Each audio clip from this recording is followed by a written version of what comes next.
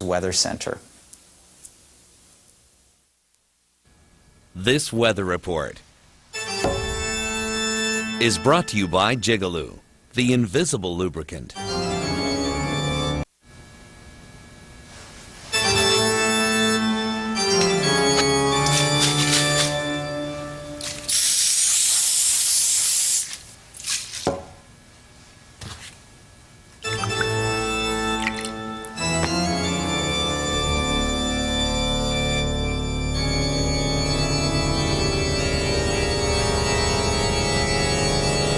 Jigaloo, the invisible water repellent. Sink into your seat.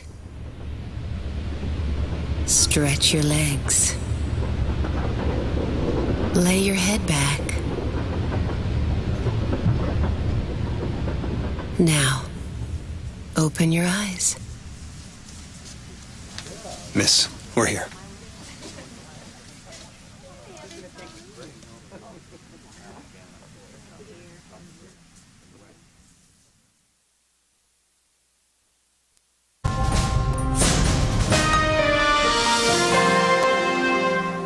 This is CBC News. I'm Lynn Russell. Here's what's making news right now.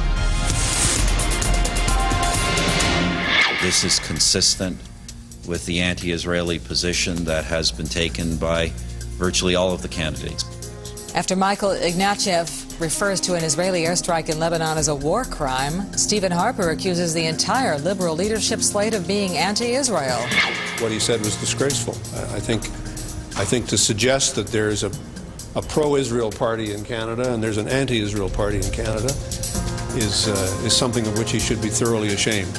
An Israeli warplane fires a missile at a building in a crowded Gaza City neighborhood. A suspected militant is killed, so is a 10-year-old girl. Several other children are wounded. And the day after a plane slams into a Manhattan condo tower, questions from alarmed politicians. In the aftermath of 9/11, why are small aircraft still allowed to fly over the New York City skyline? And now here's George with the hour.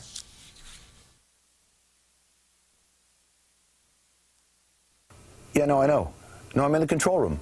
I'm on in like 45 seconds. Where is everybody? Okay. Hi, George. Hey, what's up? Hello, Carl and Kurt. It's the new Pornographers. Aren't you guys on the road? What are you doing here? Yeah, we're doing a couple weeks across Canada for the Mint Exclaim Anniversary Tour. So, you know, it's not that I'm unhappy to see you, because it's nice to see you, but I got to go in the air in like 30 seconds. What's going on? Yeah, I was watching the show last night, and I noticed you had a new theme, and I thought it was a catchy song. Hey, Leonard, could you play track 3 from our last album, please? Leonard, you don't want to do that. It's, If you got something that sheds some light, use it tonight. Wow, what a weird coincidence. We are the New Pornographers, and this is The Hour.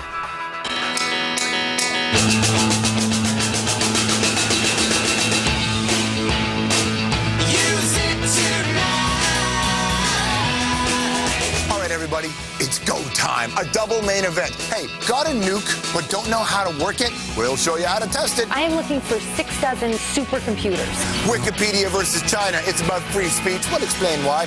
What else? What else we get to? Let's take a look. Oh, you got your reactions to Belinda's comments about marriage. Nobody can break up a happy marriage.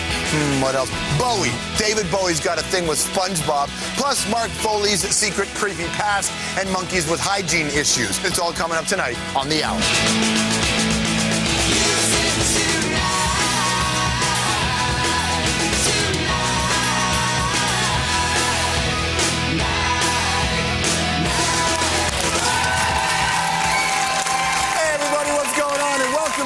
For Thursday, October the 12th. It's the end of week 1 of season 3. It's nice to see you. I'm your buddy George. Was there a monkey pissing in its mouth off the top? Several? I think there is. We'll get into that. Hey, the new Pornographers. Nice to have them on the show.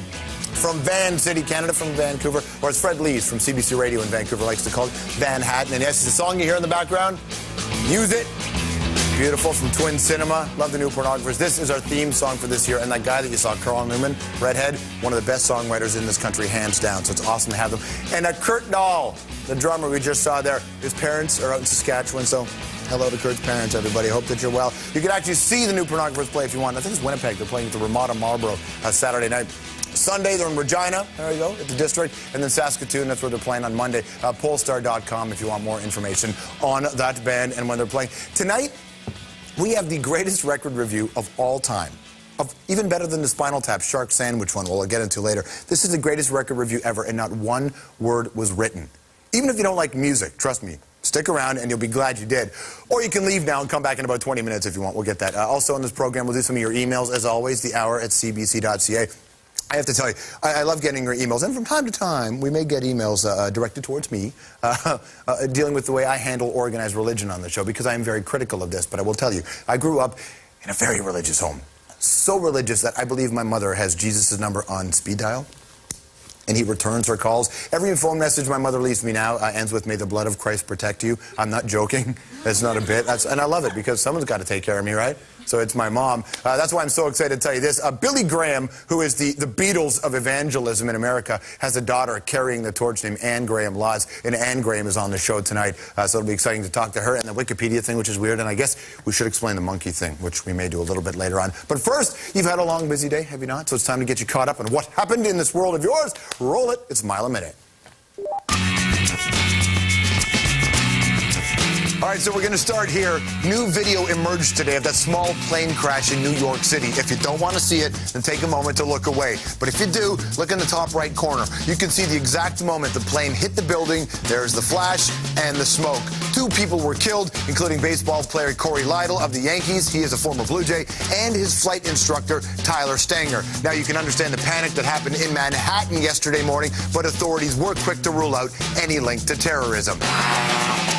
Another violent day in Iraq today. At least 30 people were killed, which brings the total number of dead to 655,000 people. That is, if you believe the researchers at Johns Hopkins University. See, they've got a new study that puts the number of dead that high. Now, the American government says the study is not credible. It says their number's way too high, that they think it's closer to 50,000.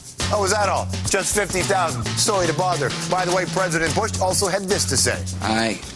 I am, amazed that this is a society which so wants to be free that they're willing to, that there's level of violence that they tolerate. What does that even mean? Is he saying that it's the Iraqi people that are giving the daily massacres a green light? Or perhaps it's just their new foreign policy, blame the dead guys? Now, let me ask you a question, practical question here. Who is more powerful than Walmart? Well, nobody, right? Obviously, George, don't be stupid. Wrong. China. Yes, they've managed to do what no one else can do. China have managed to have trade unions unionize 62 Walmart stores. Nobody does that to Walmart. But then again, this is China, not real big on human rights. What do you suppose a Chinese union does for their people? Listen, after your 16-hour day, you will get your 5-minute lunch break, just like the other 11-year-olds. And hey, Canada, did you wake up with a bit of a sore ass this morning and you weren't sure why? Well, here's the reason. That's right, your government's softwood lumber deal with the Americans went into effect today. Let's hope this one works better than the last. Oh, we kid. We kid because we love. We kid because the truth is we have no idea if this new softwood lumber deal is a good thing or not. At least the Prime Minister's got one that he thinks can work. So we shall all reserve judgment to see if this thing actually pans out, okay? Let's just hope that the Americans don't break it again. But while we're on the topic of softwood lumber, are you familiar with Wikipedia? Look at this, wikipedia.org, right? It's this online encyclopedia, if you will. They've got an entry on everything. This is their page on the softwood lumber dispute, which is lovely. It has its own little page on this little encyclopedia. Earlier today, one of our producers decided to update the softwood lumber page to say this. On October 12, 2006, George Stroumboulopoulos at The Hour reported, if you wake up with a sore ass this morning, it's because the softwood lumber deal went into effect today. O-U-O-U-O-O-U-O. Hey, you spelt it right, too. That's lovely. That's the power of Wikipedia, the internet encyclopedia that anybody can contribute to, which is awesome in one sense, perhaps a little frightening in another. But can you imagine what that kind of power would do to a country like China and a government like China? This would scare the hell out of them. They've already managed to get Google and Yahoo and MSN to break down and do what the government wants. They've all tried to set up sites in China. They all fight out over censorship, right? Whether they can put up words like democracy or human rights or maybe explain to people what really happened at Tiananmen Square, right? Every time, though, the search engines caved. But Wikipedia, if it'll let me put this up in the morning, they will not be censored. Today there was a big concession. We will talk to the head of Wikipedia in a sec, but first get you all up to speed. We'll set it up. Okay, so what's Wikipedia? Well, basically you need to know this. 3 words. Edit this page. Kind of like letting the lunatics run the asylum. It is an encyclopedia written by anybody. Written by everybody. The content comes from the public. You could write an entry yourself and post it, and then somebody else could go in and change it. And then you're sitting there going, what? The public? They're not experts. Why would they do it? Is it all wrong? Well, no. A recent study found out it's about as accurate as the Encyclopedia Britannica, and they got all them fancy writers and editors and fact checkers and people who come and knock on your door to sell them to you. My entry, by the way, is almost accurate. It's actually so accurate, it's scary. Wikipedia, very big. In terms of reference sites, what do you think it ranks in the world? How about number 1? It is number 1. The English language site has nearly 1 million entries. Essentially, it's the biggest bucket of smart stuff in the world. That's kind of like the opposite of YouTube. All right, so what happens then when that big bucket of info runs right smack into the world's biggest censor, the Chinese government? Well, let's go to the founder and the head of Wikipedia and one of Time Magazine's 100 people who shape our world. Jim Wales is his name, and I think Jim is in Tampa. How are you, man? Doing great. How are you? Excellent, thank you. This is quite a site that you have created. Please, sir, tell me just give us the whole, the rundown. What's going on between you and China to where we are now? Oh, well, we had been blocked a couple times in the past, but just recently we were blocked since last October. All right, and so now when you say blocked, what ends up happening? Like, the block is on, the block is off? Like, is it just random? No, it means since last October, nobody was able to view or edit Wikipedia from mainland China. And as of today, just starting maybe 24 hours ago, the English site's accessible and all the other languages except for one, which is Chinese, of course, unfortunately. Now, okay, so has the Chinese government ever contacted you and say, listen, we'll let this go if you censor it? Have they had any contact with you with regards to that?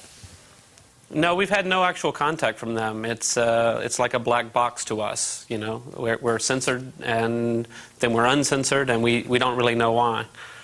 We've been trying to reach out to talk to them, but it takes time to set up meetings there. Now, are you reaching out in a sense, like, are you trying to strike a deal with them?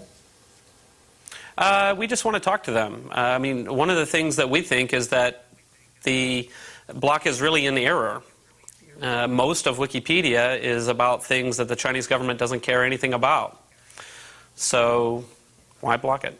All right, now here's the thing. Everybody knows that your site, and this is one of the interesting things about Wikipedia, is that the public contributes to it. You know, we showed that little bit off the top. We did a story on Wikipedia a year ago on this show, The Hour, and somebody went on having fun with it and said that I was part of assassinating JFK 9 years before he was born. I wonder if the Chinese government, like, they're smart people, why wouldn't they just go on and twist the content? Maybe they can go on and say, hey, Tiananmen Square never happened. Couldn't they just do their thing as well? Well, I mean, if you've used Wikipedia, you'll see there's a core community that takes care of it, and basically anything crazy gets deleted very quickly. So, you know, tell your viewers, don't follow your example. Behave on the site. Listen, there will never be a day, my friend, when I tell them to be the ones who behave. Is getting back online today, is this a major victory in the war with online services and a government like China? Well, we don't really know yet. We don't have any communication with them. We know that the Chinese mainland community is really celebrating this. They're really happy that they're able to share their knowledge with the world again. But we don't know how long it'll last, so we're hopeful. Is there any other country in the world that's come to you and said, listen, buddy, we love what you're doing, but can you maybe ease up on a couple of words or asked you to censor this? Because it always gets painted as if China's this one country. Well, no. I mean, there are other countries who do keyword filtering and things like that to block certain pages that they don't like. But in terms of wholesale blocking of all of Wikipedia, there's been nothing like this. Do the other companies, the Googles, the Yahoos, the MSNs, do you guys all sit down and talk, the big, powerful web information companies, and come together with some cohesive plan, or is it every ISP for itself? It's pretty much not cohesive. I mean, I do talk to top people there, and you know, tell them I think they shouldn't do what they've done, but there's no really consistent, coherent plan. Everybody's doing their own thing. How do they handle that when you say, listen, don't do what you're doing? How do they take that? They usually take it pretty well. I mean, if you take Google as an example, I didn't approve of what they did, but they do have an argument that it's better for them to be in there giving some information so that helps the Chinese people in the short run, and in the long run it'll make a difference. Is that true or not? I don't know, but I think it's important that we all hold their feet to the fire on that. Well, right, true, and I guess their number one responsibility is to make money for the people who own shares, I suspect, and for your company it is not as more. Wikipedia is more of a non-profit. Jim, thanks for your time, man. We really appreciate it. Very good, thanks. Wikipedia is a hell of a site. You should check it out. Lots more to get to on the program today, including the best record review ever, my friends, ever, okay? By the way, also Monday night, I don't know if you were watching our show on Monday, we debuted Monday here on CBC television. I understand if you weren't, perhaps it was Thanksgiving, it was 11 o'clock, you had a lot of turkey, or maybe you had a lot of wild turkey, and you were just flat out hammered. Perhaps you're in the backyard, bare-knuckle boxing with your uncle to settle the whole Lemieux versus Gretzky thing, finally, or the Stones, Beatles. But if you were watching, you know that we had Belinda Stronach on, and you know that, well, basically when Belinda Stronach was on the program, she answered some questions about, you know, the thing that was going on in her personal life. But I didn't really ask any questions about the whole Ty Domi thing and the alleged affair. We asked about the generalities and what it meant, and a lot of you had a lot to say, and you emailed us. I'm going to read you a couple here. This is a nice one, actually. Chris said, kudos for not asking Belinda about Domi, though you gotta admit, there does seem to be some disconnect in the attraction to Domi. None of my business. I sometimes think that I'm way out of my, I punch way out of my league, and I get lucky, so don't question, the gods will come after you. Also, Vaughn said, you can't break up a happy marriage. That's a great line. Now, that's in reference to something that Belinda Stronach had said. How ironic that Belinda champions women's issues, but won't stay away from married men. Again, Vaughn, appreciate your input. None of our business. You don't want people looking into your life. There you go, cool. How was it? George, good to see you back on the tube, but I must take issue with your comment you made about Belinda Stronach's alleged affair with Ty Domi. You agreed with the statement about how the only reason it was splashed across the front pages is because she was a woman, right? Which is what I said. The reason why people paid attention to this is because she's a woman, and it's a double standard. But Peter MacKay and Condoleezza Rice, made the papers, and that would refute what I said. I believe that is because it was Condoleezza Rice, which was the headline for most places, although Peter got a bit of coverage. As we were talking, though, you heard that. Belinda Stronach said, you can't break up a happy marriage, right? Play on, playa. Get mad at me if you like, but it's a good question. That's all I'm saying. And the question isn't about Belinda and Domi. It's the larger question.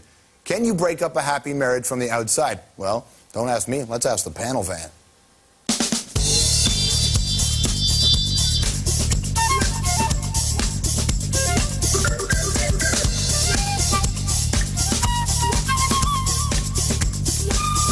I guess I'd just like to say that, I've always tried to be a very caring and very sensitive person, and never tried to hurt anyone.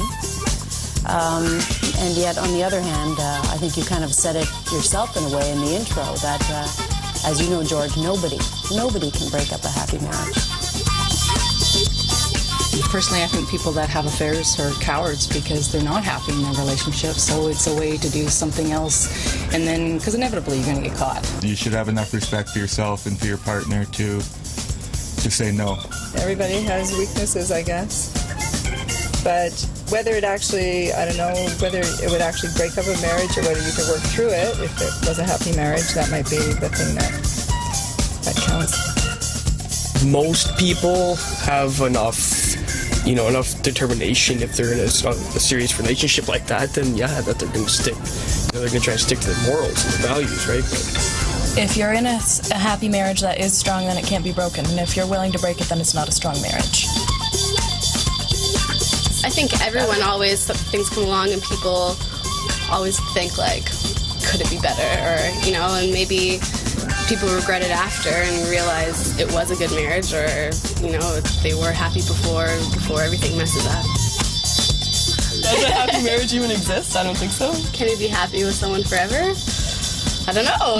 They're going to always look, always flirt, whatever, but ultimately at the end of the day, where do you want to be? If love is there, then that'll hold through no matter what. But if there's something missing that you don't necessarily see right off the bat, and it'll come eventually, it will rear its ugly head. I think that if you are really happy and that is the person for you and that's your soulmate and that's who you're supposed to be with and your partner in life, then nothing will break it up. And sometimes it's just hard for people to accept that that's not who they're supposed to be with. you can't put the blame on just that one person, obviously. Yeah, it takes more than one. I'm in love with this girl. I never cheat on her. That better have been the girl that he was talking about. We'll have some explaining to do. Can you break up a happy marriage? I don't know. Like what? Do you know? Nobody actually knows the answer to that. It's a good question, although this woman here has a better one. This is Hillary Doyle. She's new here. How are you, Doyle? I'm good, Strombo. How are you? Well, we're going to get into all this other stuff later on, but what's your question? Well, George, with Kim Jong-il in North Korea all over the news this week, you know, with the nuclear test. Familiar with that, yes. I thought, how do you actually do it? Like, what if you have a nuclear bomb? How do you test it? What, like how do you actually test a nuclear bomb? Like you're trying to figure out to teach people how they can actually test a bomb? Yeah, I went looking for answers. Well, alrighty then. Hillary Doyle might help you make this world a slightly more complicated place, and that is when the hour comes back. Next week, Iron Maiden, the very excellent Beck, and Weird Al. Yeah, I said it, Weird Al. This update is brought to you by Canada Post, delivering over 40 million pieces of mail every day, connecting businesses and their customers across the country. Avoid unwanted leftovers. Cascade 2-in-1 action packs, so even this sticky food won't stick. Cascade 2-in-1 action packs. Accountants add value to finance departments. Certified management accountants add value to every aspect of an organization. It's what accounting should be.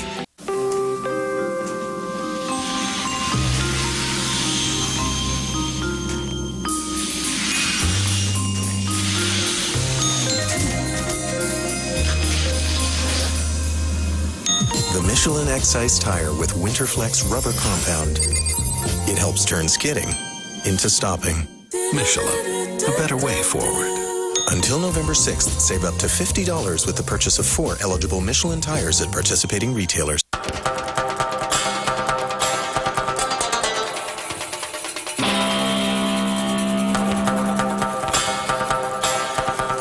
Sometimes even great teams need more skill and more ability. Sometimes even great teams need an advantage. A CA can do more than you think. The CA Advantage. They say most honeymoons last a week. I think this one's gonna last a lifetime.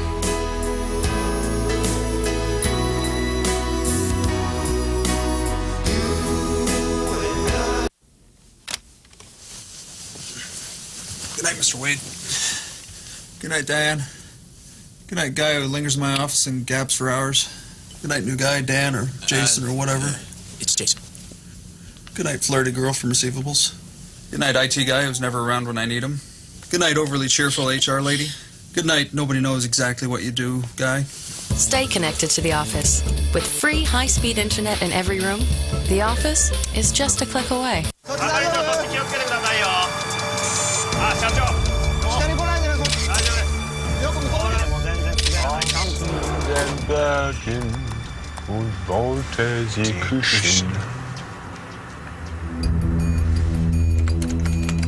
Da, begrüßen.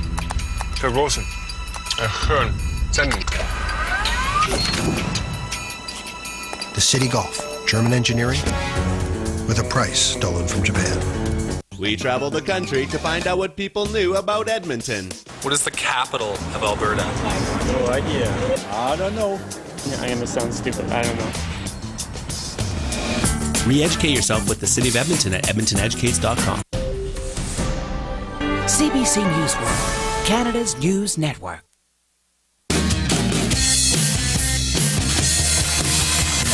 Yakshamash! Welcome back to the hour for a Thursday night. It's nice to see you again. I'm George. Thanks for sticking around. Look, I know what you're saying to yourself. You're kind of riddled with guilt there at home on the couch right now.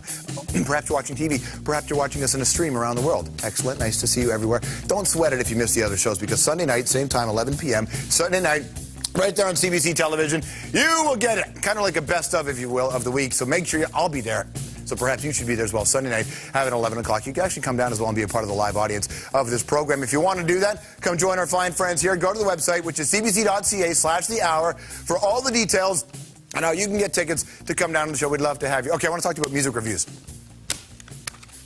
See this band here? It's a band called Iron Maiden. Iron Maiden have a new record, A Matter of Life and Death. I would tell you if this record stunk, because I made a living telling you what record stunk. This record's unbelievable, and I'm saying that because I've actually been listening to it and liking it, not just because Iron Maiden's going to be on the program, which is nice, next week. Music reviews are a bit of a funny thing as well, because it depends on the taste of the person doing the review and whether or not you believe them. It's just like a movie review, but God, sometimes they can be funny. And there's a website out there called Pitchfork Media. It is one of the most influential music sites in the entire world. Here's their site. Take a look at this right now. Isn't it lovely? This is a website that basically can make or break a band. It really can. Broken Social Scene, you forgot on it. People got a 9.2 out of 10 on this one, which was amazing. We all know them in Canada, but for people around the world, they went, well, who's this Broken Social Scene band? And they went there. This can kickstart your career. And this brings us to this review. There's a band called Jet. Remember Jet had a song out a little while ago? People were like, oh, I love this band, Jet. Kind of a throwback band. They got totally savaged by Pitchfork Media, and it didn't get better because Jet has a new record called Shine On. It may have got the worst review in history. Are you ready? It said nothing. That's it. It's this weird picture. And you look at it going, well, Jet Shine On? What do you mean it got nothing? Well, they decided what they would do is actually link to a video. This is how Pitchfork decided to review the new Jet album.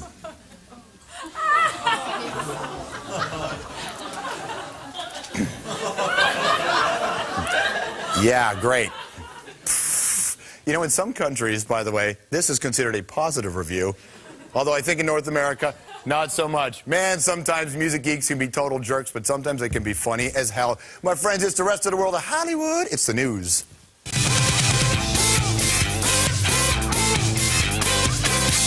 I'd like to begin this news with a little nod to what's going to happen in about 10 minutes on the hour, in the immortal words of the great Dee Dee Ramone. 1, 2, 3, 4. We start with your boyfriend, and what a beefy, powerful, good-looking boyfriend he is, Arnold Schwarzenegger. So Arnie hooks up with Jay Leno on the television last night. They did the usual, talked a bit about politics, made some jokes, but wow, Arnie didn't seem too eager to be lumped in with the current White House, did he? He told Jay, and I quote, to link me to George Bush is like linking me to an Oscar. Ha ha ha! Way to duck with comedy. Who wrote that for you, buddy? Isn't this the same Arnold Schwarzenegger who actually backed George Bush at the Republican convention? Yeah, I think it is. Arnold, by the way, also went out on a limb and said the United States made a lot of mistakes in the Iraq War. He did manage to duck some questions about Donald Rumsfeld. All he would say was, we have to find an exit strategy as quickly as possible. Wow. When the guy who made Raw Deal and Predator catches on, it is time to pull out. Hey, up next, Mark Foley. Remember Mark Foley from like last week? Former U.S. congressman, you know his story, right? Allegedly sent off racy emails and text messages to young pages. Well, before he was working on the creepiest end to a political career ever, he apparently had a life in rock and roll. TMZ.com says Foley was, quote, an honorary roadie for the Allman Brothers Band. This is back in the early 90s. Check this. Apparently he was in charge of getting groupies backstage. But it turns out he was let go, and all the groupies he did bring backstage had penises and class the next morning. David Bowie signed up to do a guest spot on SpongeBob SquarePants, the popular underwater cartoon that's got a lot of fundamentalist Christians going crazy. Bowie says he's excited, and in his words, he's hit the holy grail. I'd be lying if I didn't think this was wicked cool, because it is wicked cool. Bowie, that's right, Ziggy, will play a character called Lord Royal Highness, and he will join a cast that includes SpongeBob, Patrick Star, and somebody that looks an awful lot like Iggy Pop. And finally, Virgin America. You know Virgin, right? Richard Branson's company. Well, Virgin, they have this airline, and they've decided to dedicate an aircraft to the legendary 60s band Jefferson Airplane. This means that people will now be flying in Jefferson Airplane instead of flying from Jefferson Airplane. By the way, Virgin is not going to stop here. The company has asked the public to submit entries to name its other planes. Already rejected, the Joan Jets, the Crash Test Dummies, the Holly Valance Big Bopper La Bamba Black Box Special, and JFK Jr.'s Flight by Night. Oh, I got the groan from all the Kennedy fans. He knew it was foggy. All right, enough of the decadent Hollywood values. Woo! Shall we get a little churchy on you for a second? Paraphrase the great poet of our time, Ned Flanders. Ned Flanders once said, Homer, there's a country between the East and West. It's called America. And the first family of that country, everybody, is the Graham family, as in Billy Graham. I know that there are a lot of you out there who are Christians who totally buy the Billy Graham thing, and a lot of you who perhaps don't. Suspend your disbelief if you don't. But look at this. The Bible was written by a bunch of guys who are said to have known Jesus, right? Well, if Jesus were alive today and happened to be from Massachusetts or some other American state, the New Testament would have a gospel according to Billy. Seriously, Billy Graham is the most influential evangelist of our lifetime, and his kids, that's pressure. His kids are following in his footsteps. You know, you think it's something Sean Lennon or Lisa Marie Presley? Try to be Billy Graham's daughter. Anne Graham Lotz is, and a couple of weeks ago, what she did was bring a revival to the Air Canada Centre. It's called Just Give Me Jesus. It's specifically for women, and if you're out there and you're cynical going, oh, trying to make money off you, no, it's free. That's what makes it so interesting. So interesting, in fact, that we decided we have to talk to Anne Graham Lotz, so we took her to the newsstand.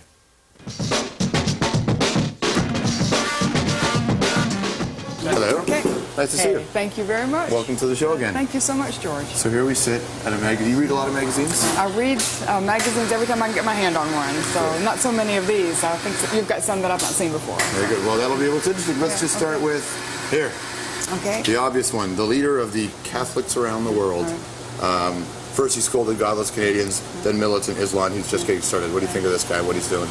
Well, I think a person ought to be able to speak their minds, and I think we ought to have a free exchange of ideas. And from what I understand, what he quoted concerning Islam was something, he was quoting somebody else. It was taken out of context, and I think it would be a dangerous thing in our world if someone who's speaking what they believe to be the truth or their view is shouted down by some angry mob, so that a person who has something to say would no longer feel like they could say it. And then I think our world is lessened. You know, we are less rich and less in just the exchange of ideas, which enriches everybody. If you, for instance, were Muslim and you're telling me what you believe, that's not offensive to me. I'm a Christian. I tell you about Jesus. That shouldn't be offensive to you.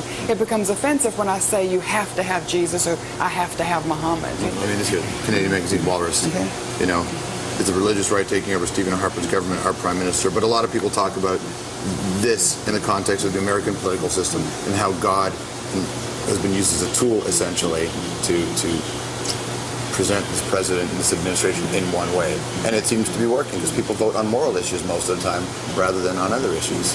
Well, you know, I think a lot of people do vote on moral issues, and I think that's our right. If you have strong convictions, they ought to determine how you vote, how you live, how you speak, and I think that shows they're genuine in your life. But as for our president, you know, I think the former president actually has been proven that he spoke more about God, quoted more scripture than the current president.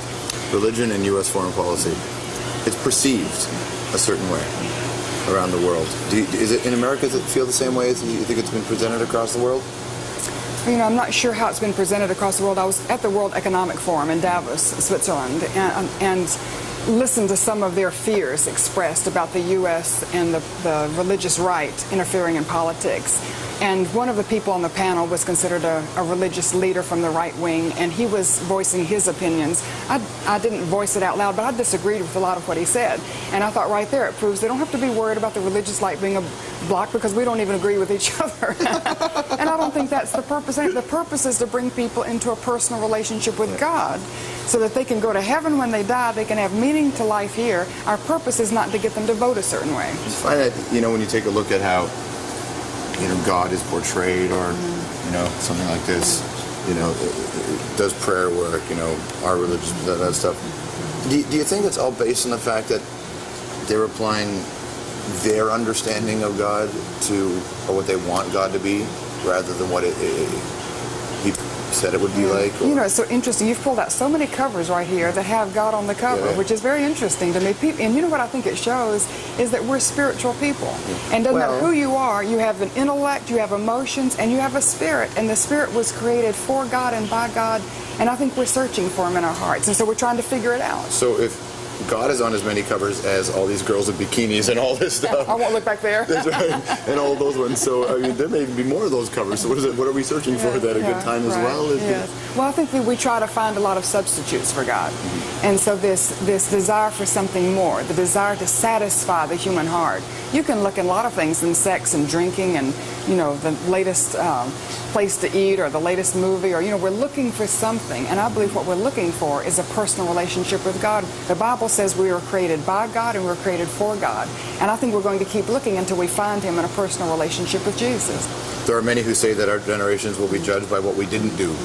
with Africa and how collectively we have not only contributed to destruction, but we've let it fall apart in that way. And many people have criticized the church, the official churches, saying they've done nothing. They were so worried about people's bedrooms that they didn't, what happened to people's bedrooms, that they didn't do anything. Well, actually, that's a very false statement, because in Africa in particular, the church is on the cutting edge of AIDS. Which church? Like you did with the Christian? Yes, the Christian church. And I was at the White House when the president announced that he was going to give the $10 billion, $14 billion in aid to AIDS in Africa. And I was there with church leaders. And one of the things he was stating was that the church in Africa, you have to allow some of that money to go to the church, because they're the ones who have been doing it. They're the ones who are caring for the orphans, for the people who are sick. They're trying to instruct the people on how to protect themselves from AIDS. And it's been the missionaries, you know, the Christian missionaries who have been on the front line of that for years. Speaking of heaven and true eternal bliss, let's say I had $100 and I want to turn it into $250. Has anybody that you may know, God-like, ever told you who I should bet on to win the Stanley Cup? I don't know, but you know, I come from Raleigh, North Carolina. That's the home of the Stanley Cup at the moment. And so people down there go nuts over hockey. That's nice to see you. Thank you, George. Thanks. God bless you. Thank you for your time. Thank you. Anne Graham Lotz for you. I'll tell you one of the benefits of not having a father, not having to follow in his footsteps. Anne Graham has some tough shoes to fill. I think Kim Jong-il sometimes feels the same way. People really like this old man. They're not loving him quite as much. Perhaps his legacy of his pops is what pushed him towards his dream of a mushroom cloud. But he certainly does have people thinking, and he certainly does have people talking around the world, because nuke test equals attention, which is what got our new reporter here at the Hour all up in its It's Hillary Doyle. How are you? I'm good. How are you? Nice to see you. So what's going on? Well, listen, I mean, you guys are into your third season. You're a really popular show with an exceptionally popular host. And I figured, you know, you've brought a new kid in. I'm sorry, do you think you've got a job in Air Farce? Because this is the Hour. It's a very different show than what you just described. I'm in the wrong studio. I'm in the wrong studio. It's okay. Just keep rolling. Just keep going. Yeah. Okay, so you need to get attention is what you're trying to say. Yeah, well, so, you know, I thought it was important to come in with a bang, as it were. And so I was hunting through the news, and North Korea seems to be getting a lot of attention. I figured they're onto something, so I thought I'd take a lesson. Onto something what? With nuclear bombs? What do you mean? Just onto a great attention-seeking ploy. All right, so you decide what? So what are you going to then do? Well, I thought we should just get to know how, if it's possible, to host our own underground nuclear test. Like our own here? In Toronto. Awesome. Hillary Doyle, check it out. Dr. Andrews, hi. This is Hillary Doyle calling from the Hour with George Stroumboulopoulos. Hello. Look, I've been doing a lot of research, and you are the best we have in Canada. I am indeed. So I need your help. I need an itemized list of everything I'm going to need to conduct my own underground nuclear test. You need a big chunk of land. Lots of land. About 6,500 acres, give or take. 6,500 acres? Yeah, isolated. Isolated. Got it.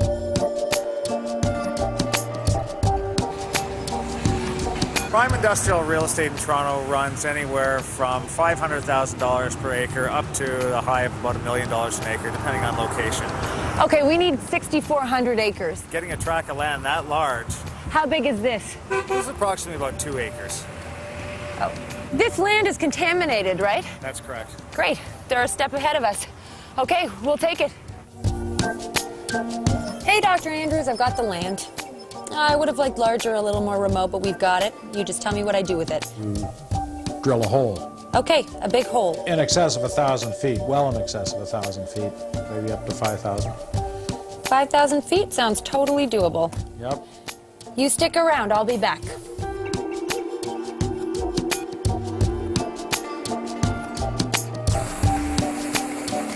Excuse me, sir. I just wanted to talk to you about your drill. Can I just come meet you there?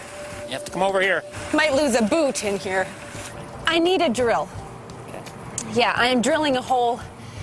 This looks like... How deep? 5,000 feet. Okay. Yeah, about 12 feet wide. Yes, that's acceptable. Yeah? How much are we looking at? I think this machine's about $1,200 an hour. How many feet can we do an hour? In good drilling, 50 feet an hour. 50 feet an hour. Yes. I've got the drill. What's next? You need a suite of sensors in place. Temperature sensors, radiation sensors, or radiation detectors, if you like, and seismic sensors. What about computer equipment? Well, yes, all the sensors would be hooked into into computers. The computers would record all the sensor outputs, and computers would be used to actually detonate the warhead itself. Right. So I need sensors, computers, and cables. Cement to cap it off. Great. Grab a sandwich.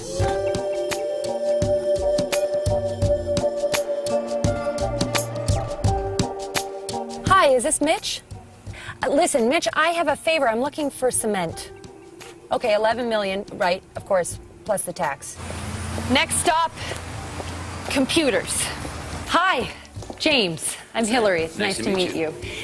Listen, James, I am looking for 6 dozen supercomputers. Do they come with iTunes? Can I get wireless internet? You're going to need some extension cords and some surge suppressors. You don't want any of those to blow out with a power surge. Would a nuclear explosion cause a power surge? A nuclear explosion would definitely cause a power surge. Good day. I'm looking for sensors. I'm wondering if you can help me. Well, in here we have some motion sensor. Infrared. Yeah. I'll take anything you're selling. Volt-wise. How much for the Gorilla? How much do you want to pay for it? $75. Give me 100. Done. Come on, little fella. Okay, so I've got it. That wasn't so hard. Now all I need is the bomb. Dr. Andrews? There you go, kids. Hillary Doyle from The Hour, and Hillary Doyle's giving you a make-work project for the weekend. So good luck. Too bad this didn't happen on the Thanksgiving weekend. You might have needed an extra day to find that last piece. Lots still to come on the program, including Diddy, as in Puff Daddy, and Burger King. And I'm not going to lie, the story is getting scarier and a bit grosser. Speaking of scary, tomorrow is Friday the 13th. Perhaps you're all aware of that, which is a very exciting day. And in honor of Friday the 13th and Jason Voorhees in the goalie mask, a little treat for you when we come back. And also, well, something close to my heart, we'll get into this. Well, the mecca of punk is dead. We offer the legendary CBGBs and Obituary. Oh, that's right, I said bitch, and it's next on The Hour.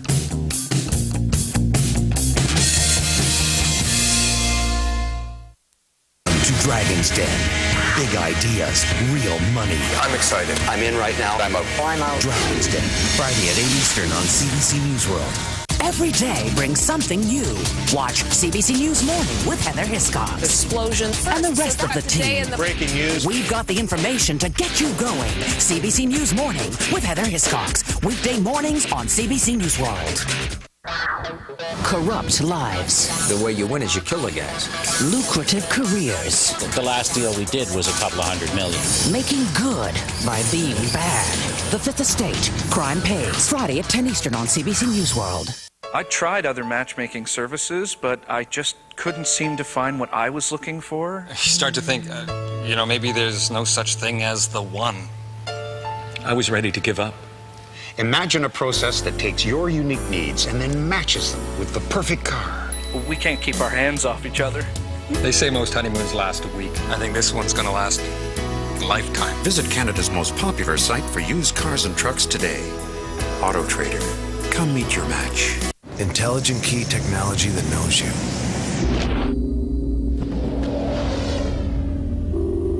Seats that hug you. A ride that spoils you.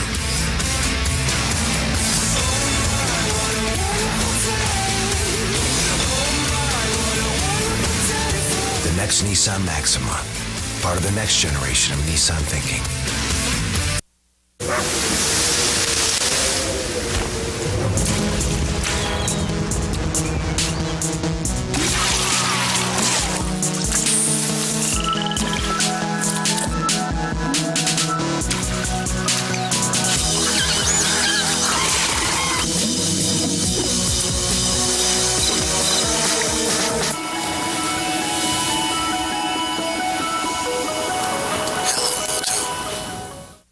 What do you get for the service charges your bank makes you pay? Do they make your savings grow? Most banks pay almost no interest. Do they make your banking easier? No. Most banks make you pay even when you're doing the work. Is that fair? Perhaps you should become a customer of ING Direct. You'll never pay a service charge, but your savings will grow, earning high interest. get real value. Call 1-800-ING Direct. Save your money.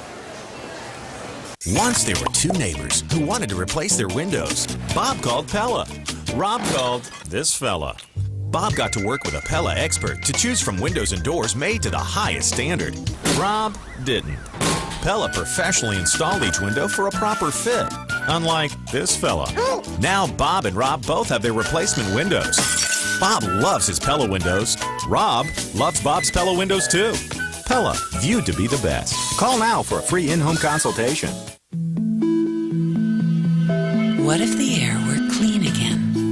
Would the grass be greener? Would you live longer? Feel better? What if all cars were like the Prius, with hybrid Synergy Drive technology that produces 70% fewer smog-forming emissions? Hybrid Synergy Drive by Toyota. Available in Camry, Prius, and Highlander.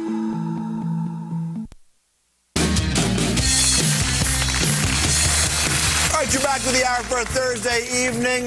Don't forget, we're on Sunday night at 11 o'clock as well. I do want to let you know about a very big show that we're doing here at the hour. Very exciting. A special show with the Tragically Hip. The Tragically Hip will be here on set. We will talk to them, and they will play songs off their new record. It's called World Container. It's a very good disc. Next Tuesday is when the new Hip record comes out. It airs Sunday, October the 22nd. Conversation and performance with the Tragically Hip, a special edition of the hour. Sunday, October 22nd, 11 p.m., right here on CBC Television. Of course, the Hip are huge hockey fans. And tomorrow's Friday the 13th. And Friday the 13th was famous for what? Except for stupid teenagers getting smoked in the back of a cottage. It's also famous for Jason Voorhees and the goalie mask. So with that in mind, and in honor of Jason and Friday the 13th, our favorite goalie masks of all time.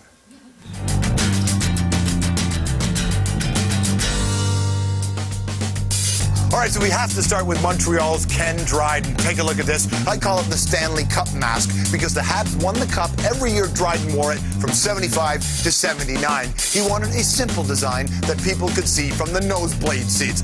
Dryden always campaigning, huh? Next up, Gilles Gratton of the New York Rangers rocked the lion look back in 1976. Was he a big fan of the Lion, the Witch, and the Wardrobe? No, he says he did it because he's a Leo. But come on, this thing looks like the side of a van. Gary Bromley, hello Vancouver. That's the skull mask. He wore that in 1980 with the Canucks because he was known as Bones. I'm going to assume it's because he was skinny. Jerry Cheevers, this is a classic. Boston Bruins legend from the 70s. We all know he wore this mask, but did you know that he started each season with a clean white mask and added the stitches after he was hit by a puck or a stick? And finally, look at this one. We call it the Strombo, in use from 1972 to today, not for hockey, but to hide my inner pain. They totally cheaped out, man. They were supposed to use an image of me on the one. That was the bit. That would have been a funnier bit. Oh, boo, it would have been good. Whatever.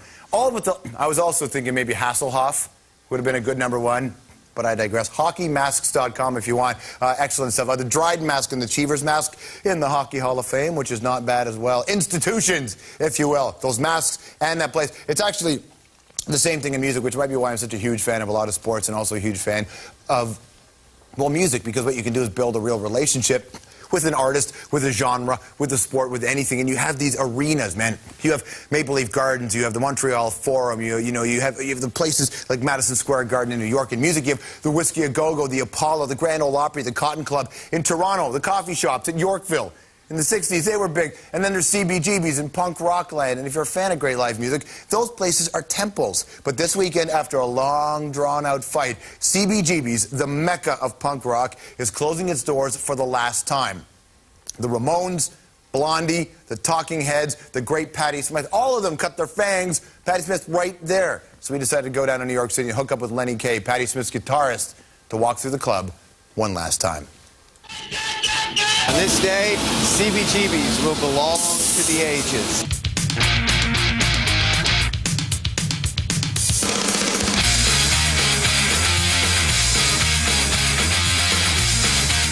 The first time we played here was in the spring of 1975. We played here for 7 weeks straight, 4 nights a week. For me, this was my local.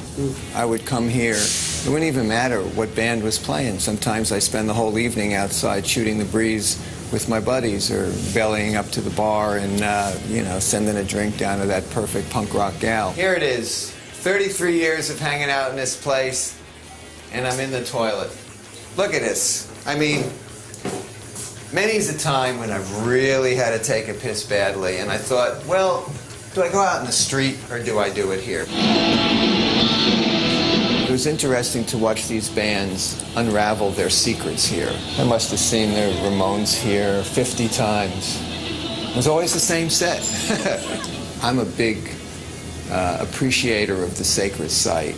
You know, I've been up to 52nd Street, which is completely unrecognizable now, to celebrate the great jazz clubs of the mid-40s. I love the little Bleecker and McDougal junction where Bob Dylan and his crew discovered what folk music could become. And I'm very proud to have been a part of a scene that has that same resonance. This is the CBGB stage. To me, what's really great about this stage is all the bands, all 300,000 musicians that might have crossed it at any one particular moment in time. Who was Etc.? Who was Quarter Life Crisis? That to me is what this club is really about, is the fact that it was an open door for anybody to walk in. You didn't have to be famous. All you had to do is have something original to say, and you could work it out on this stage.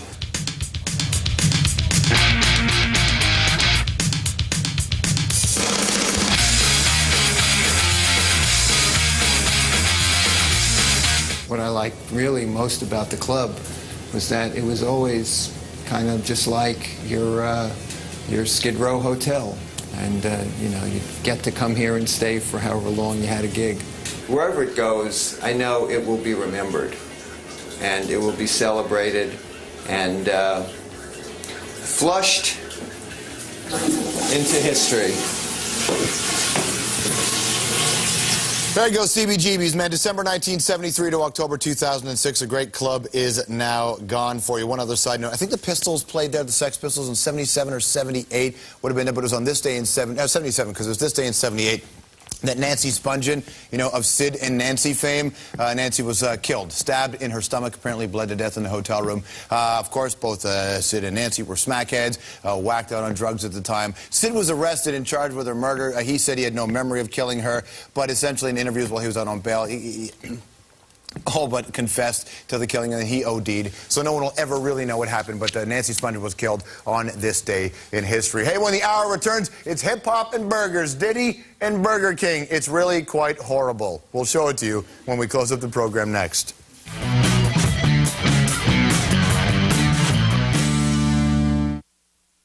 Boss, what keeps you up at night? Maybe you've been tasked with coming up with the next best thing since sliced bread.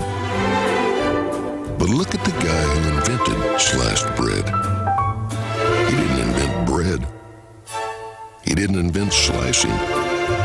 He just applied new technology to an age-old problem. Now, who's going to help you do that? First dates, cocktail parties, weddings, meetings, business trips, second dates. You can wear a suit just about anywhere. Just don't always wear the same one. At Moore's, update your look with suits starting at just $159.99 and build your wardrobe without emptying your wallet. Moore's, well-made, well-priced, well-dressed. This was love at first sight. It was like instant spark.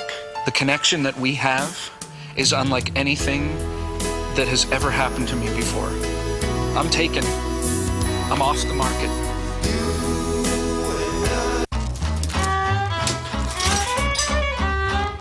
Avoid unwanted leftovers. Cascade 2-in-1 action packs, so even this sticky food won't stick.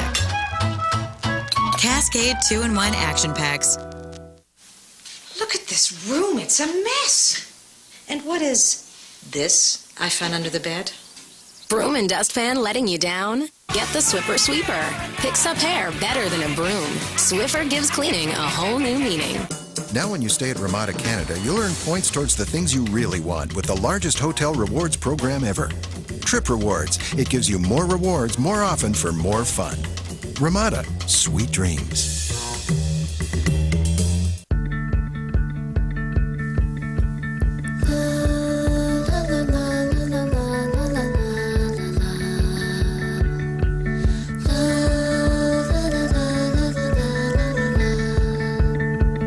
Every business day, Canada Post delivers over 40 million pieces of mail, connecting businesses with their customers, helping small companies get bigger. Aspirations, you'll find them in the mail.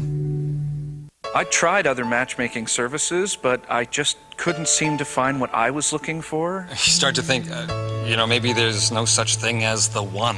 I was ready to give up. Imagine a process that takes your unique needs and then matches them with the perfect car. We can't keep our hands off each other. They say most honeymoons last a week. I think this one's gonna last a lifetime. Visit Canada's most popular site for used cars and trucks today. AutoTrader. Come meet your match. Since when does using a dandruff shampoo feel this good? New Head & Shoulders Ocean Lift. It contains a sea mineral essence. The formula revitalizes your scalp and gives you healthy-looking hair. And it has an invigorating scent that you wouldn't expect from a dandruff shampoo. For hair that's healthy-looking and full of life, take a rejuvenating escape. New Head & Shoulders Ocean Lift. Dandruff relief. Surprise yourself. Hey everyone, thanks a lot for a great week here on The Hour. I do want to close the show up, though, talking about Sean Combs. Diddy, the business Diddy, not the artist Diddy. Now, last night we told you how he was going to be hawking burgers for Burger King, right? Well, today it got much worse, because on YouTube, my friends, we found this.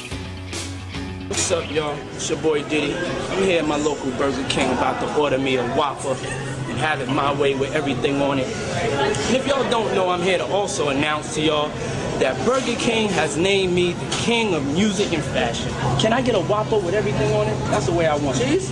Everything. Onions, cheese, ketchup, mayonnaise, salt and pepper. Me and Burger King decided to buy a channel on YouTube. It's gonna be me, it's gonna be all my friends, all my big celebrity friends, people that I just meet outside, people that aren't celebrities, fans, everybody's gonna be on Diddy TV, special clips. And that, when two kings get together, they gotta do it in a special way. When two kings get... That's awful. Burger King and P. Diddy starting their own channel. Puffy, you're officially no longer allowed to invoke Biggie's name in public. You're not. You've lost that right.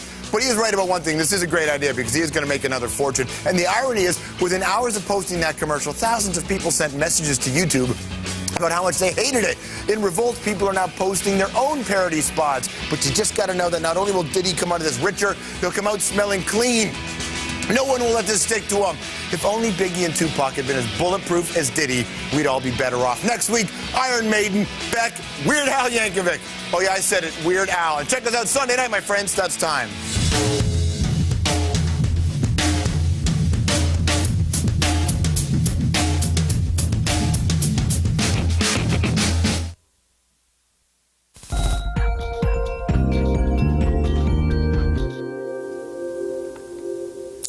Hey folks, you're here at the CBC News Weather Center. I'm Nick Tsarnkovich. We'll start out talking about snow squalls. Well,